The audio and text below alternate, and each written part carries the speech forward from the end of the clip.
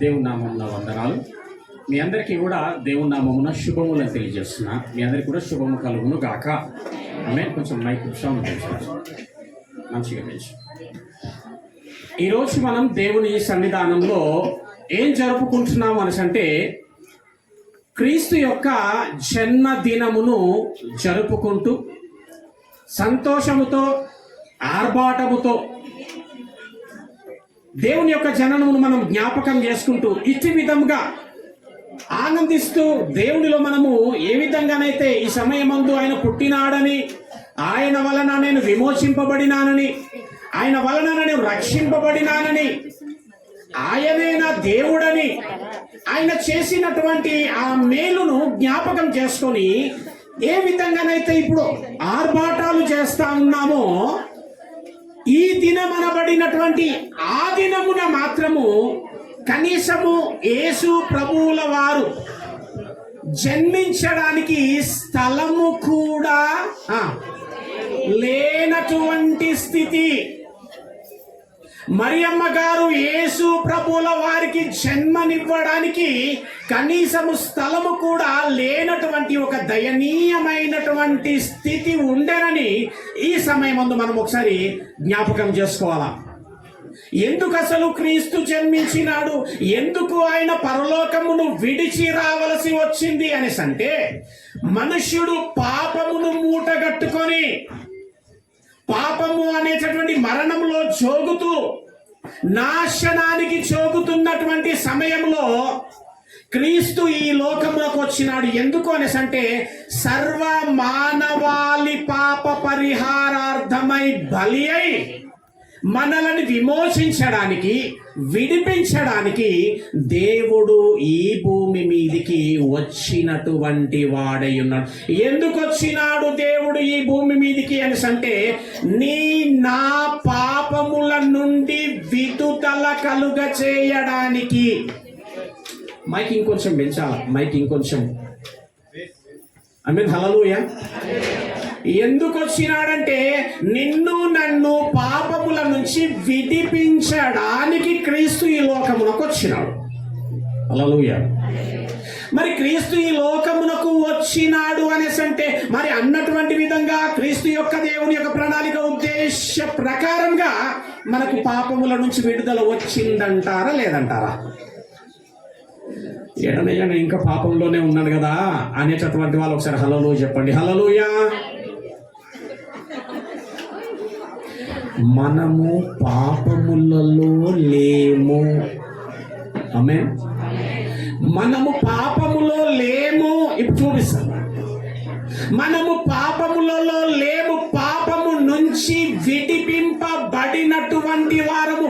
విడుదల జరిగినది నీ నా జీవితానికి.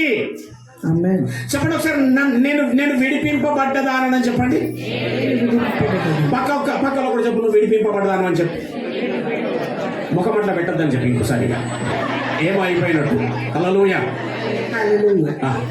అన్నీ ఉంటాయంట కానీ ముఖంలో మాత్రం మార్పు అట్లనే ఉంటుందంట.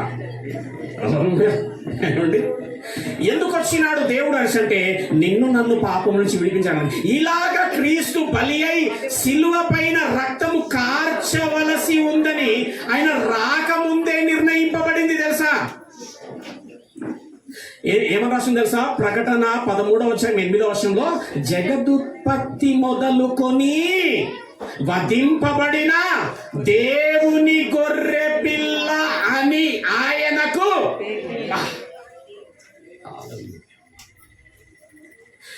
ఆది అందే ఆయన రాకకు ముందే, రాక మునుపే తండ్రి మన యందు ప్రేమ కలిగిన వాడై ఈ విధమైనటువంటి ప్రణాళిక కలిగి ఉన్నాడు. మన కొరకు తన కుమారుని ఏం చేసినాడంట? అప్పగించినాడంట. దేనికి అప్పగించినాడంట? మరణమున. 28 చదమ్మా. 11:28 ప్రయాసపడి భారము మోయుచున్న సమస్త జనులారా. ఏం భారము? సమస్త భారము మోస్తున్నారంట మనిషి. ఏం భారము? ఏం భారము? పాప భారము. దేవుడు ప్రతి మనిషికి ఒక కాలింగ్ ఇచ్చిండు. సమస్త జనులు అన్నాడు కానీ సగము జనులారా అన్నాడు. ఎందుకంటే దేవుడు పక్షపాతి. హల్లెలూయా.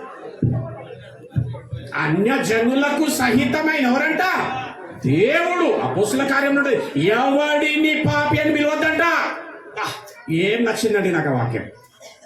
ఎవడిని పాపి అని పిలవద్దంట. కొంతమంది అంటారు నేను పాపిని బ్రదర్, నేను ప్రార్థన చేస్తే ఏమింటారు బ్రదర్. పిచ్చోళ్ళు ఇంకా తెలియట్లే వాక్యం. హల్లెలూయా. నువ్వు ప్రార్థన చేస్తేనే వింటాడు దేవుడు.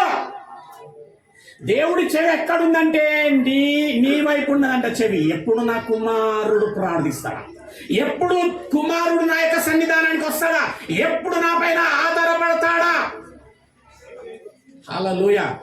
నా యొద్దకు వచ్చు వారిని నేను ఏ మాత్రమును. హల్లెలూయా. నువ్వు నమ్ముకున్న దోసేస్తారు. ఇంకా నువ్వు రాకముందే దోసేస్తారు. ఎట్లా దోసేస్తారు తెలుసా? వెనక నుంచి మరీ దోసేస్తారు. ఎందుకంటే పడిపోవడం ఇష్టం మనిషికి. ఎదుటివాడు ఎట్లుండాలంట? పడిపోయి ఉండాలా. ఎదుటివాడు ఎట్లున్నాడంటే బలహీనమై ఉండాలా. ఎదుటివాడు ఎట్లుండాలి నమ్ముతాడంటే అన్న అన్న అన్న అన్న అన్నట్టే ఉండాలా. ఏమండి?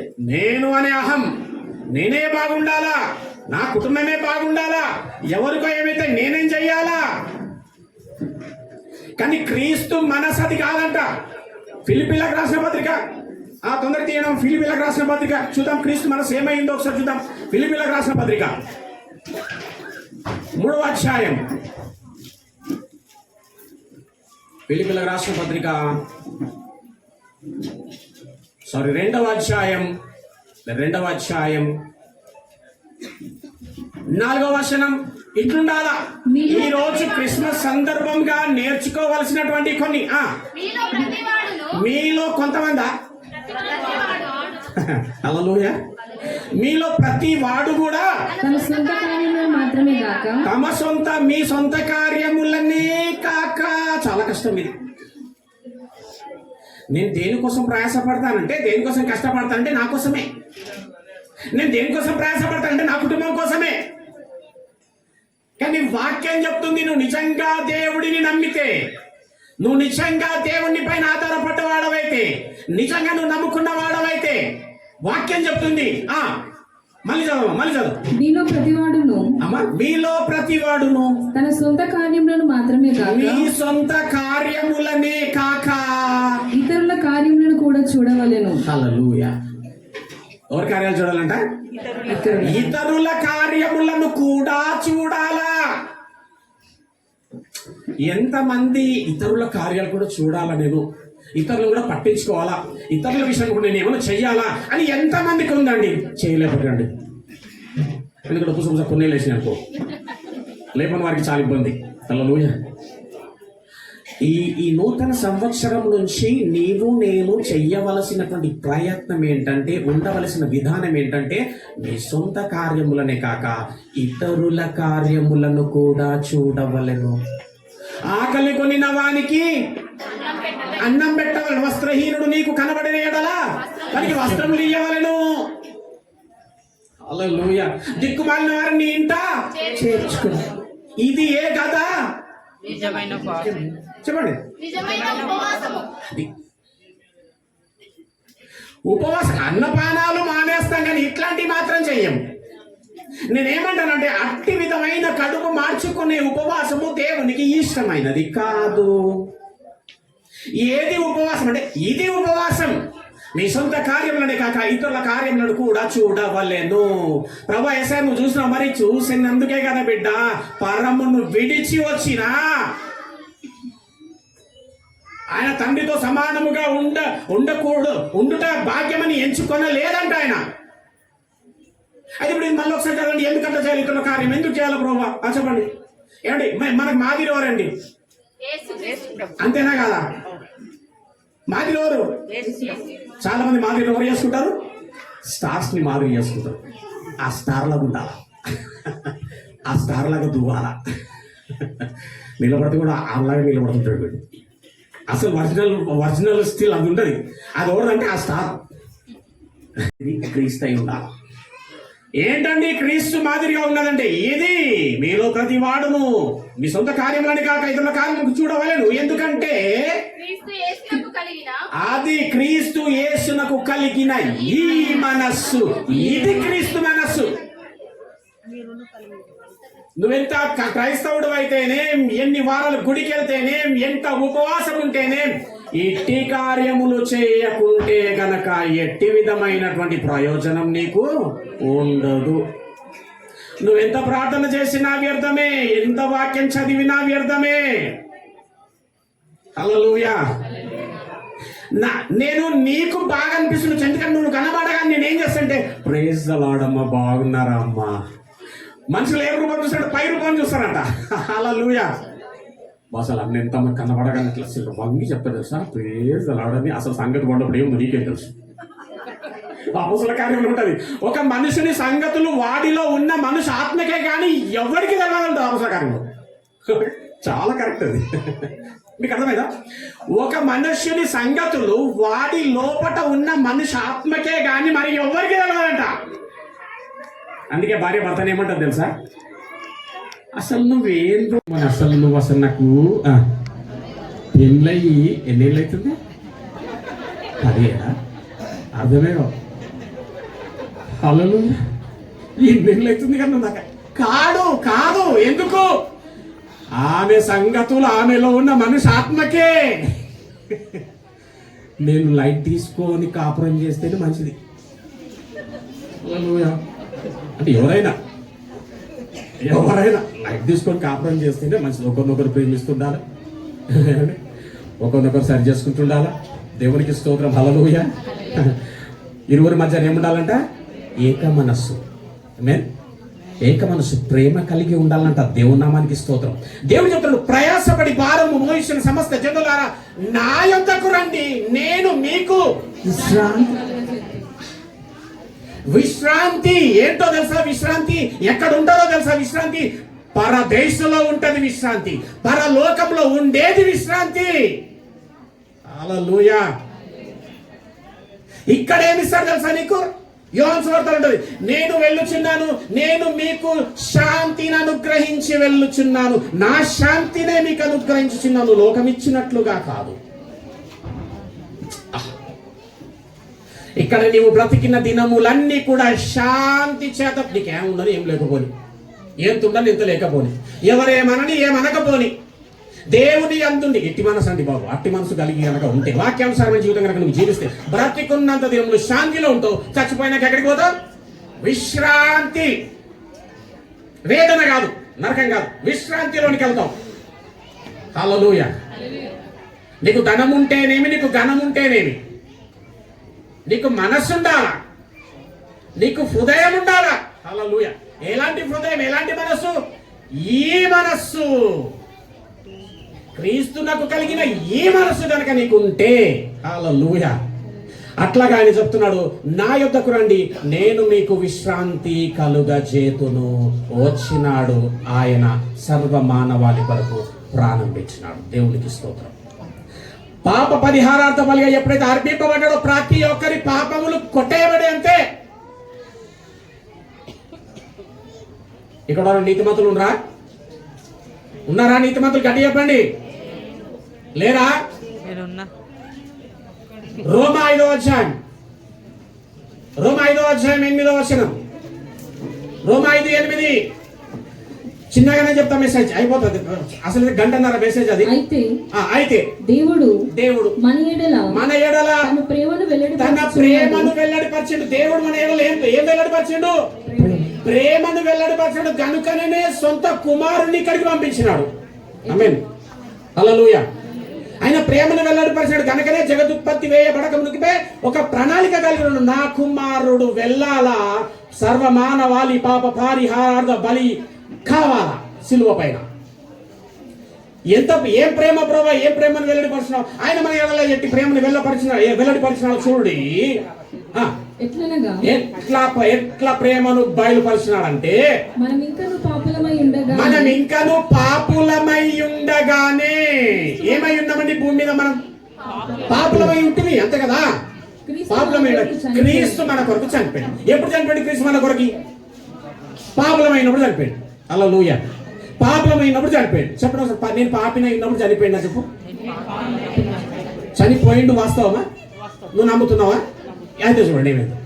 కాబట్టి ఏం కాబట్టి?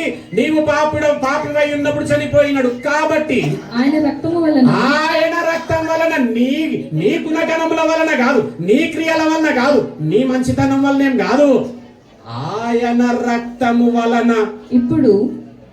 ఇప్పుడు నీతిమంతులుగా తీర్చబడి. హల్లెలూయా. ఇప్పుడు నీతిమంతులుగా తీర్చబడి. ఒకసారి అందరూ చెప్పండి, ఇప్పుడు. నెక్స్ట్ వాక్యం చెప్పండి. ఇప్పుడు నేను చెప్తా. ఇప్పుడు నీతిమంతులుగా తీర్చబడి. ఇక్కడ ఎంతమంది నీతిమంతులు ఉన్నారు చెప్పండి. సరే, నీతిమంతులు ఎంతమంది ఉన్నారు? చేయలేపండి చూస్తా. నీతిమంతులు ఎంతమంది ఉన్నారు? మళ్ళీ వాక్యం చదువుతా. క్రీస్తు దేవుడు మన ఎడల ఎట్టి ప్రేమను వెల్లడి పరిచినాడో చూడండి. మనము పాపులమై ఉండగా క్రీస్తు మన కొరకు చనిపోయిండు. కాబట్టి నువ్వు పాపం అయినప్పుడు క్రీస్తు కొరకు చనిపోయిండు. కాబట్టి ఆయన కాచిన రక్తం వలన నీవు ఇప్పుడు నీతిమంతులుగా తీర్చబడి. ఇప్పుడు ఎంతమంది ఇక్కడ నీతిమంతులు ఉన్నారు చెప్పండి. చాలా సంతోషం. ఇంకొంతమంది 30% లేవలే. నేనేమంటానంటే, నేనేం నమ్ముతానంటే ఈ వాక్యాన్ని, ఆయన చనిపోయినాక కూడా నేను ఇంకా నీతిమంతుల జాబితాలో చేర్చబడకపోతే ఆయన చనిపోయేందుకు అసలు ఆయన ఎందుకు నాకు? ఆయన వచ్చేం లాభం, చనిపోయేం లాభం అండి? మరి మనమంతా నీతిమంతుల జాబితాల్లో ఉన్నాము. దావీదు గారు అంటారు, ప్రభువా నా నీతికి ఆధారం నీవే, నేను కాదు. ఎందుకంటే ఒక్కడంటే ఒకడు భూమి మీద నీతిమంతుడు. నేను అదే చెప్తున్నా, నేను నీతిమంతుని కాదు, కానీ ఆయన రక్తము వలన నేను నీతిమంతుల జాబితాలో చేర్చబడ్డ మిన్నం నీతిమంతుడు. హల్లెలూయా. ఎంతమందికి ఎట్లా అర్థమైందో తెలియదు, కానీ ఇది సత్య సువార్త, శుభవార్త. ఆమేన్. హల్లెలూయా. మన నీతిమంతులుగా తీర్చబడి మరింత నిశ్చయముగా ఆయన ద్వారా ఉగ్రత నుండి రక్షింపబడుదుము. అయిపోయింది. మనం ఉగ్రత నుంచి రక్షింపబడినటువంటి వారము. ఎఫెసీయులకు రాసిన పత్రిక 2:7 ఎఫెసీయులకు రాసిన పత్రిక 2:7 ఎట్లా నీతిమంతురాలు ఇంకొంచెం నీకు చూపిస్తా. మళ్ళా ఎప్పుడైనా అమ్మలు, అక్కలు, అన్నలు, అంకుళ్ళు ఎంత పెద్ద మీటింగ్ అన్నవో ఏమన్నా కూర్చో, నువ్వు నీతిమంతుడివా అని అక్కడి నుంచి నా అలాంటి అన్నాడు అనుకో, ఏమంటావు? అంతే. ఎట్లా అడిగినాడు అనుకో, నా వలన కలిగింది కాదు పాస్టర్ గారు, నా దేవుని వలన, నా నీతికి ఆధారం దేవుడు. హల్లెలూయా. మనము నీతిమంతుల జాబితాలో చేర్చబడ్డవారం. 7వ వచనం. క్రీస్తు యేసునందు మనలను ఆయనతో కూడా లేపి. హల్లెలూయా. ఏం చేసినట్టు? ఆయన చేంజ్ చేసినట్టు మనల్ని ఆయనతో కూడా లేపి పరలోకమందు ఆయన చనిపోయి లేచిండు, నేను కూడా ఆయనతో కూడా లేపిండట. నువ్వు లేచావు, చచ్చిపోయి లేచినావా? చనిపోయి లేచినాం. ఎట్లా? బాప్తిస్మము ద్వారా పాత రోత జీవితం పూడ్చబడి ఆయన ఏ విధంగానైతే లేచినాడో అదే విధంగా నూతన సృష్టిగా లేపబడ్డాం మనం. హల్లెలూయా. నూతన సృష్టిగా లేపబడ్డాం. ఆయన మనల్ని ఆయనతో కూడా లేపి మంచిగానండి, పరలోకమందు ఆయనతో కూడా కూర్చుండబెట్టను. కూర్చుండబెట్టు. నువ్వా కూర్చుండబెడతాడువా? కూర్చుండబెట్టాను అంటే అయిపోయినట్ట, లేకపోతే ఇంకా ముందుందా? ఆయనతో కూడా మనల్ని పరలోకమందు కూర్చుండబెట్టిండట. అంటే మనం ఎక్కడ కూర్చున్న వాళ్ళమంటే పరలోకంలో. అంటే పరలోకం ఎక్కడుంది? మళ్ళీ ప్రశ్న. ఏది పరలోకం అంటే? సంఘమే పరలోక రాజ్య సదృశం. ఇప్పుడు మనం ఎక్కడ కూర్చున్నామంటే పరలోకంలో. హల్లెలూయా. మనల్ని ఆయనతో కూడా పరలోకంలో కూర్చుండబెట్టెను. అందుకు వచ్చినాడు ఆయన ఈ భూమికి. ఆయన రావడం వలన ఏం జరిగిందంటే అది జరిగింది. నీతిమంతుడిగా తీర్చబడ్డ, పాప విమోచన జరిగింది, పరలోక రాజులో కూర్చోడానికి అర్హత ఇచ్చినాడు. ఇప్పుడు నువ్వు చేయాల్సింది ఏంటంటే ఆ నీతిని కాపాడుకునేటటువంటి దానవుగా ఉండాల. వాక్యం చేత ఉదక స్నానం చేస్తూ దేవుని నామానికి వందనాలు. హల్లెలూయా, హల్లెలూయా.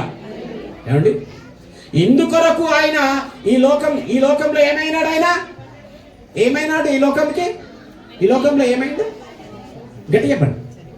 పుట్టిండు అనే కంటే వచ్చిండు అనే పదం చాలా కరెక్ట్. ఎందుకంటే ఆయన ఎప్పుడున్నాడమ్మా? అది ఉంది. మళ్ళా పుట్టడం ఏంటి? ఏప్రిల్ రాసిన పత్రిక 10వ అధ్యాయం. ఏప్రిల్ రాసిన పత్రిక 10వ అధ్యాయం. క్రిస్మస్ అంటే క్రీస్తు పుట్టిన దినం కంటే క్రీస్తు వచ్చిన దినం. ఎందుకంటే నా దేవుడు మొన్న 2000 సంవత్సరాల క్రితం పుట్టినోడు కాదు, ఉన్నవాడు, అనువాడు, నిన్న నేడు ఏకరీతిగా ఉన్నవాడు. నా కొరకు ఈ లోకంలోకి వచ్చినాడు.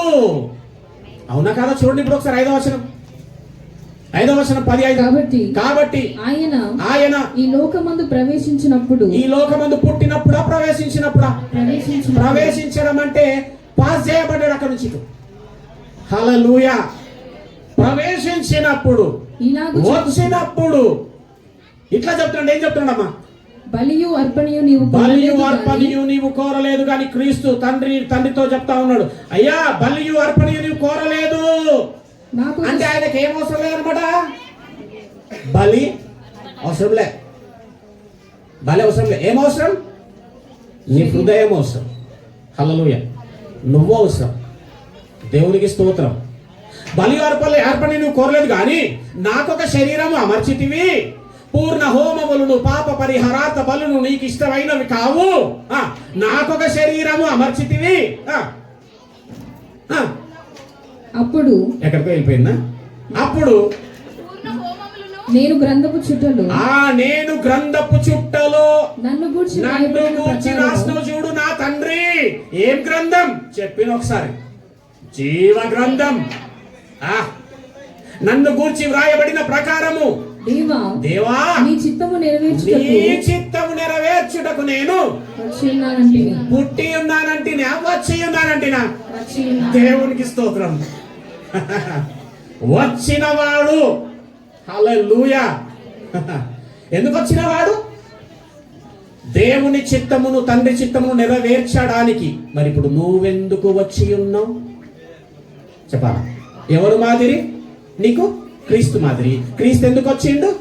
తండ్రి చిత్తం నెరవేర్చడానికి. మరి నువ్వేం చేయడానికి? అంటే అంత కొంపదీసి చేయాల్సి వస్తుందని మంటలేదు. తండ్రి చిత్తమును నెరవేర్చడానికి. ఏంటి తండ్రి చిత్తం నెరవేర్చడానికి? ఆయన ఎఫెసీయులకు రాసిన పత్రిక 1వ అధ్యాయం 4-6 వచనంలో ఉంటది. జగత్తు పునాది వేయబడక మునుపు మనము తన ఎదుట పరిశుద్ధులను నిర్దోషమున ఉండవలెనని జగత్తు పునాది వేయబడక మునుపు మనం క్రీస్తులో తీసినా ఏర్పరచుకున్నాడు ఆయన మనల్ని క్రీస్తులో. హల్లెలూయా. క్రీస్తులో మనల్ని ఏర్పరచుకున్నాడు. ఎట్లనగా చాలమ్మా. ఇంకో సంగతి చెప్పనా? క్రీస్తు ఈ లోకమునకు రాక ముందే ఈ లోకం మీద ఆయనకు శత్రువులు ఉన్నారు తెలుసా? మామూలుగా శత్రువులు ఎప్పుడు ఉంటారు మనకి? లోకం మీదకి వచ్చినాక శత్రువులు ఉంటారు. కానీ క్రీస్తు రాక ముందే శత్రువులు ఉన్నారు. ఎప్పుడు తెలుసా? కీర్తన 2వ అధ్యాయం. ఇది క్రీస్తుకు పూర్వం, అంటే క్రీస్తు రాక మునుపు 1000 సంవత్సరముల కిందట వ్రాయబడినటువంటి వాక్యం. అంటే క్రీస్తు ఇంకా రావడానికి 1000 సంవత్సరాల టైం ఉంది. అప్పుడు రాయబడినటువంటి వాక్యము ఏముందో చూద్దాం. 1వ వచనం 2:1. అన్యజనులు అల్లరి రేపుతున్నారు. ఇప్పుడు ఇక్కడ అల్లరి రేపుతున్నారంటే ఇంకా ఆయన రాలే. 1000 సంవత్సరాలు అయినా 1000 సంవత్సరాలు చర్చ ఎప్పుడు 100 సంవత్సరాలు చేయడానికి ఎంత టైం పట్టింది అనుకున్నాంలే. అంటే 100 years అంటే ఎంతో దూరం అనిపించింది. ఇక్కడ ఇంకా 1000 సంవత్సరాలు కావాలైనా రావడానికి. అప్పుడే ఇక్కడనంట అన్యజనులు అల్లరి రేపుతున్నారంట. 3వ వచనం. భూరాజులు note this point your honour. భూరాజులు అంటే ఎవరు? భూమి మీద గనులు, భూమి మీద రాజులు, భూరాజులు. యెహోవాకును అమ్మా ఇంకోటి, యేసుప్రభుల వారికి కొన్ని పేర్లు ఉన్నాయి. యేసయ్య అని, మెస్సయ్య అని, ఇమ్మానుయేల్ అని, రక్షకుడని, అభిషక్తుడని. ఇవి మనసున పెట్టుకొని ఇప్పుడు చదవండి 3వ వచనం. భూరాజులు యెహోవాకును ఆయన అభిషక్తునికి విరోధముగా నిలవబడుచున్నారు. చూసినావా ఏం చేస్తున్నట్ట వాళ్ళు? ఎవరికి? ఎవరు అభిషక్తుడు? ఇంకా రాలే 1000 సంవత్సరాలు అయినా వస్తాడు ఆయన. అడ్వాన్స్ 1000 సంవత్సరాల ముందే క్రీస్తుకు భూమి మీద విరోధులు రమ్మో. ఇది 1.5 గంట మెసేజ్. ఇప్పుడు ఏం చేద్దాం అని చెప్పారు. హల్లెలూయా. క్రీస్తు రాకముందే విరోధులు, నువ్వు పుట్టినాక విరోధులు అయినరేమో. ఎందుకు ఈ మాట చెప్తుంది తెలుసా? నా దేవుడికి ఒక చరిత్ర ఉంది, క్రీస్తుకు ఒక చరిత్ర ఉంది. నార్మల్ కాదైనా రాక ముందే గడగడ గడగడ గడగడ వణుకుతున్నారు ఇక్కడ. కోపముతో ఉద్రేకముతో ఉన్నారు. యెహోవాకును ఆయన అభిషక్తునికి విరోధంగా నిలబడ్డాడంట. ఎట్లా అంటే కొంచెం వెనక పోదాం. ఆదికాండం 3వ అధ్యాయం.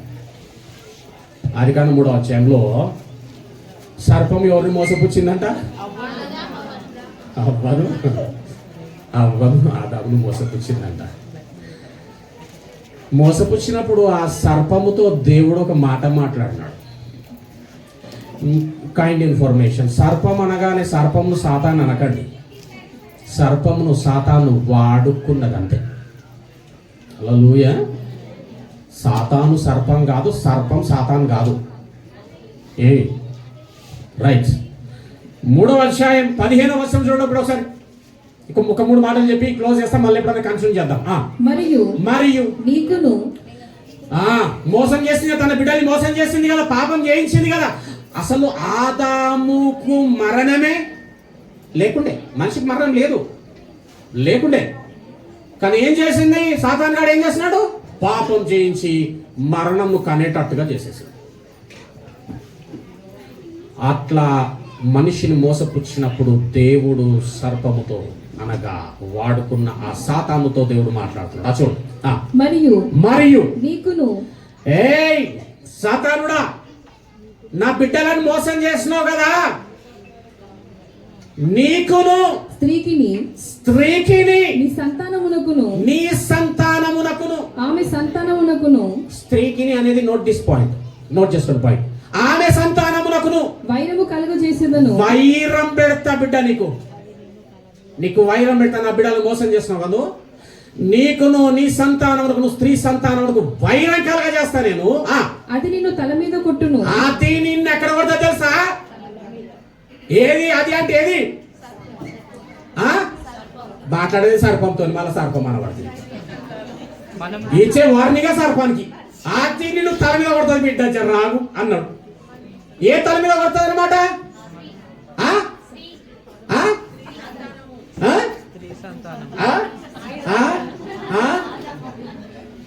ఎన్నిసార్లు చదివిన బైబుల్? నేను 3 times చదివినా బ్రదర్. అవచ్చా 3 times అయిపోయిందా బ్రదర్? నేను ప్రతి వారం ఉపవాసం అవచ్చా అయిపోయిందా? ఏది చెప్పండి, ఏది? ఫుట్ నోట్ ఉంటుంది, అది కూడా పట్టించుకోవాలా. కింద చూడండి ఏముందో. హల్లెలూయా. చెప్పండి కొట్టడం సార్. హల్లెలూయా. ఏ సాతానుడా, నా బిడ్డలను మోసం చేసి పాపంలోకి లాగేసినావు కదా, మరణం అయ్యేలాగా చేసినావు కదా నువ్వు. ఆగు. నీకును స్త్రీకిని, నీ సంతానమునకు ఆమె సంతానమునకు వైరం పెడతా బిడ్డ, నీకు ఆయన నిన్ను తల మీద కొట్టును. ఏయనా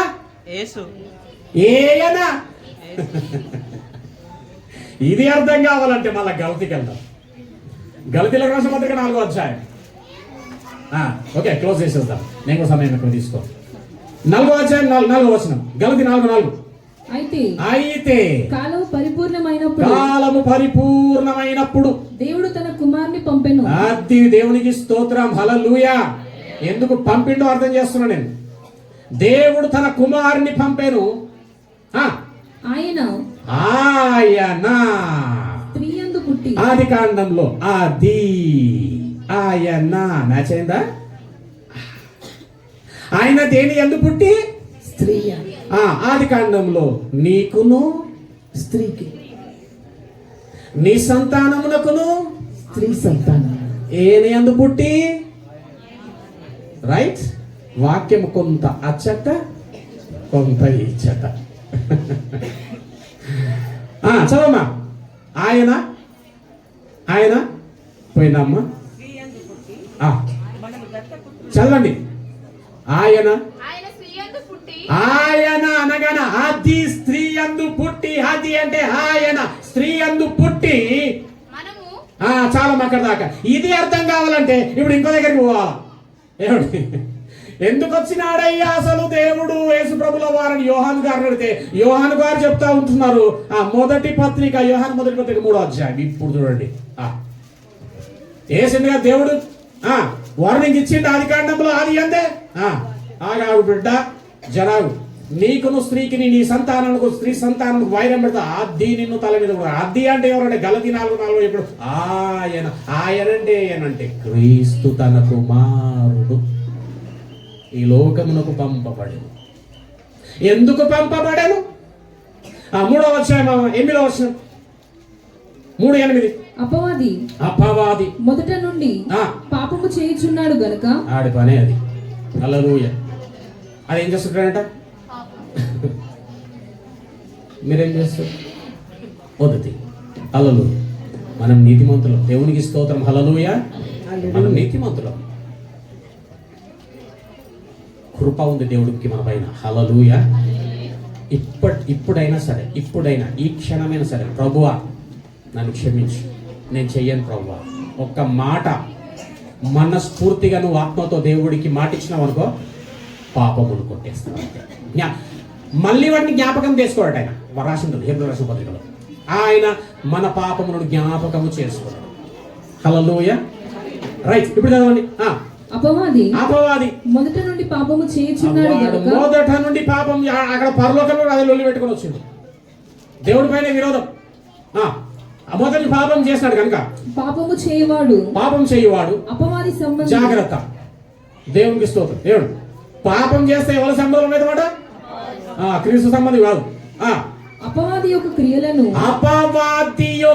క్రియలను లయపరచుటకి. హల్లెలూయా. లయపరచుటకు కూడా కాదు, లయపరచుటకే దేవుడు కుమారుడు ప్రత్యక్షమాయెను. దేవుడు మాట చెప్పినట్టు అయిందా? లయపరిచిందా? అపవాది క్రియని ఖతం చేసిందా?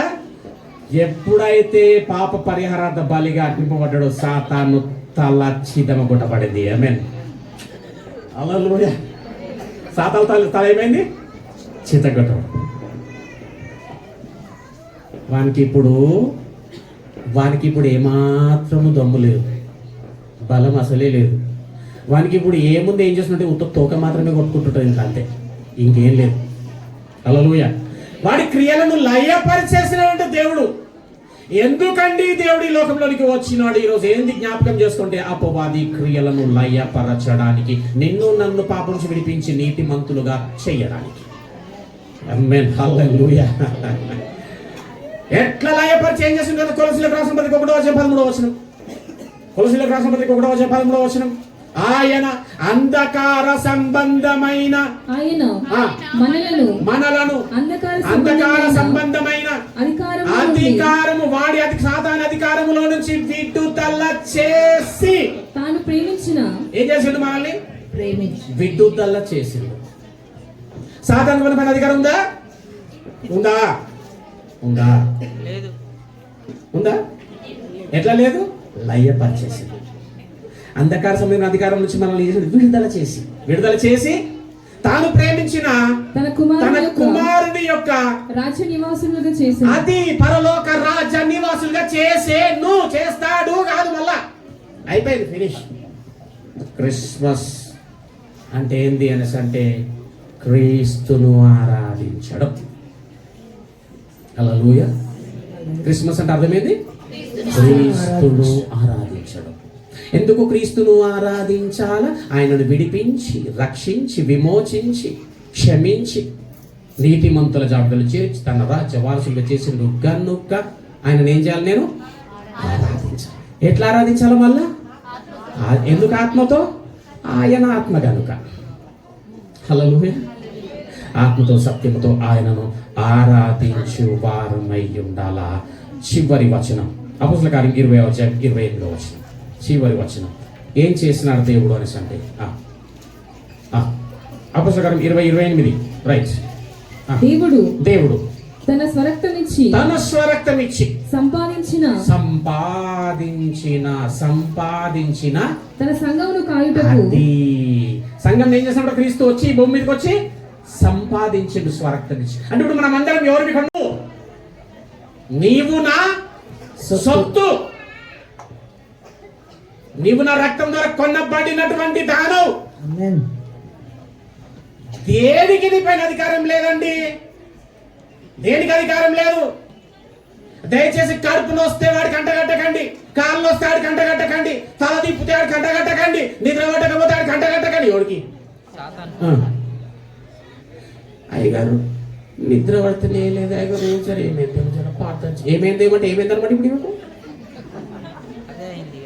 ఏం బట్టి లేకపోతే ఏమి ఇదే వచ్చిండు, రక్తం కాసిండు, నీతి మంది జాబితాలు చేర్చిండు, విడుదల ఇచ్చిండు, విమోచించిండు, అన్ని చేసినా కూడా అయ్యగారు. హల్లెలూయా. అయ్యగారు కడుపు బాగా నొస్తుంది, అయ్యగారు ఏమైందో, ఎందుకమ్మా ఏమైంది? మా ఇంటి పక్కకు ఏ రాసుకోవాలి, బుక్ తీసుకు లక్ష్మయ్య ఉంటాడు, రాజయ్య ఉంటాడు, మాత్రం చేస్తాడు, పోతాడు, చూసిందాడ కప్పు వస్తున్నాడు. అలా తినరాండి అండి నువ్వు, లేకపోతే తినాల్సిన దానికంటే లేకపోతే నువ్వు అది చెప్పు. నిన్న సాయంత్రం ఆయన తెస్తే ఒక్క మిర్చి 3 మిర్చీలు తిన్నాయి కానీ చెప్పు. అది పక్క వస్తున్నాయి కానీ ఏమైంది పాడచ్చు. నేను ఏం చెప్తున్నానంటే బిడ్డ, అయిపోయింది బిడ్డ, అది అయిపోయింది. ఎప్పుడైతే ఆయన వచ్చిండో నా కోసం రక్తం కాచిండో, కొన్నాడో, ఫినిష్. సాతాను క్రియల్లాయం శిలువ పైన కూడా మరణించేయమన్నాడు. ఓ మరణమా ఎక్కడ? నేను అడిగిండు మరణాన్ని, చూపి నా బిడ్డల మీద మరణం ఎక్కడుందో చూపి, మరణమా అంటే అర్థమైంది తెలుసు. ఇప్పుడు కూడా మనకు మరణం లేదు. నేను చచ్చిపోతుండొచ్చు కానీ అసలు నేను లోపటున్నా ఆత్మ, అది చావు, మరణం లేదు. మళ్ళీ పునరుద్ధానం ఇస్తాడు దేవుడు. ఒక ఆమె ఫోన్ చేస్తుంది, పరాలసిస్ స్ట్రోక్. అయితే జర చూసి చెప్పు. ఏం చూసి చెప్పాలి? ఏంది ఇప్పుడు కాటికేయన్నా లేకపోతే మసి చూసుకోవాలన్నా? ఏం చూడాలి?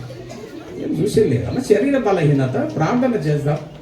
సరే నేను కాదయ్య గారు, ఆర్ఎంపీ కూడా వచ్చింది. అయ్య గారు నీకు ఈ ఏజ్లో రాదు ఇది ఖచ్చితంగా అని ఒకటి ఎక్స్పెక్ట్ కాకపోతే ఇంకా స్ట్రాంగ్ అయిపోయింది.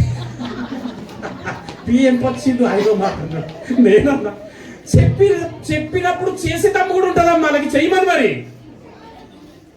ఆనడు బాగానే అంటారు, 4 గంటలు ఏం లేదంట, ఎందుకు పాటు. హల్లెలూయా. కొన్నిసార్లు లేవలే పాపం, ఏమన్నది ఏం తెలుస్తుంది అమ్మా. ఒకసారి మనం లేపగానే ఫైర్ అయిపోయింది. ఏంటన్నా మీరు ప్రవక్త అయ్యండి, చెప్తారు కదన్నా, ఎందుకన్నా ఇట్లా అమ్మ ఓ అది బిడ్డ అట్లా చెప్పేటైతే ఈడెందుకుంటా బిడ్డ. ఫేస్బుక్లో ఎప్పుడు అవుతుంది, ఎవరు మంత్రి అవుతారు, ఎవరు ముఖ్యమంత్రి అవుతారు, ఎవరు ఎంపీ అవుతారు, పిఎం అవుతారు, చెప్పుకుంటా ఫుల్ ఫేమ్ అవుతుంటమ్మా. అట్లా చెప్పడం కాదు, అట్లా చెప్పిస్తే బాగానే ఉండదు, అది అట్లా జరగదు. ఏమి మొన్నటికి మొన్న పాపం స్కూల్లో యూకేజా ఫస్ట్ క్లాస్ అబ్బాయికి హార్ట్ అటాక్ వచ్చిందంట. ఇప్పుడు నాకు ఈ ఏజ్కి పెరాలసిస్ రాదంటే ఎట్లా? శరీరంకి వచ్చే రోగం నువ్వు దేవుడికి అంటగట్టకు. నేనేమన్నా దమ్ముంటే నీ హృదయానికి రోగం లేకుండా చూసుకో. దమ్ముంటే హృదయానికి, ఎందుకంటే హృదయ శుద్ధి గల వారు ధన్యులు, వారు దేవుణ్ణి చూస్తారు. రోగానికి కోసం శరీరం రోగం రానండి, ఏమైంది ఏం కాదు పోనీ, శరీరం ఒకరోజు పోతుంది, ఆత్మ జీవిస్తుంటది. హల్లెలూయా. నేనేమంటే దమ్ముంటే ఆత్మను కాపాడుకో, హృదయ శుద్ధి కలిగి ఉండు. దేవుని నామానికి స్తోత్రం. హల్లెలూయా. తరువాయి భాగం మళ్ళీ పొదలు. హల్లెలూయా. ఏం జరిగిందంటే క్రీస్తు ఈ లోకంలోకి వచ్చినందుకు ఇది జరిగింది. కాబట్టి నువ్వు ఎట్లుందంటే క్రీస్తు మనసును ధరించుకొని ఉన్నావు. ఇటువంటి వాక్యం దేవుడు మన ఆత్మని వెలిగించి దీవించి ఆశీర్వదించును గాక. ఆమేన్.